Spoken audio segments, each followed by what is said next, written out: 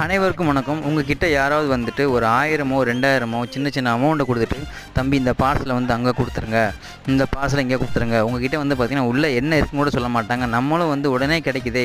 முக்கியமாக வந்து பார்த்திங்கன்னா அந்த போதைக்கு அடிமையானவங்களை வந்து கூப்பிட்டுட்டு இந்த மாதிரி சில வேலைகள் செய்ய சொல்கிறாங்க.